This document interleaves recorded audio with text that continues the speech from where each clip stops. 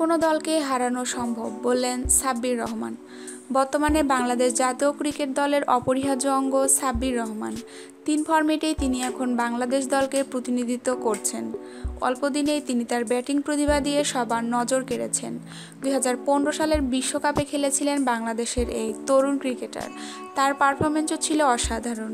আগামী জুনে ইংল্যান্ডে অনুষ্ঠিত আইসিসি চ্যাম্পিয়ন্স ট্রফিতে অংশ নেবে বাংলাদেশ। এই আসরে বাংলাদেশে রয়েছে কঠিন গ্রুপ পর্বে টাইগাররা মুখোমুখি হবে ইংল্যান্ড, অস্ট্রেলিয়া ও নিউজিল্যান্ডের। টাইগার ক্রিকেটার সাব্বির রহমান মনে করেন, নিজেদের সেরাটা দিতে পারলে যে কোনো দলকেই হারানো সম্ভব। সাব্বির রহমান বলেছেন, প্রতিপক্ষ কে সেটা আসল বিষয় নয়, আমরা যদি মাঠে আমাদের সেরাটা দিতে পারি তাহলে যে কোনো দলকেই হারানো সম্ভব।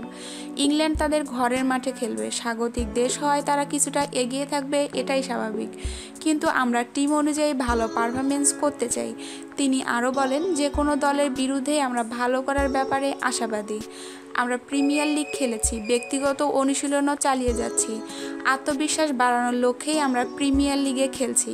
চলতি ঢাকা প্রিমিয়ার ডিভিশন ক্রিকেট লিগে প্রাইম ব্যাংক ক্রিকেট ক্লাবের হয়ে খেলেছেন সাব্বির রহমান। প্রথম 3 ম্যাচে তার রান সংখ্যা যথাক্রমে 13, 36 এবং 87। আগামী 1 জুন বাংলাদেশ ও ইংল্যান্ডের মধ্যকার ম্যাচ দিয়ে মাঠে করাবে আইসিসি চ্যাম্পিয়ন্স ট্রফির 8ম আসর। তার আগে আয়ারল্যান্ডে ত্রিদেশীয় সিরিজ খেলবে টাইগাররা।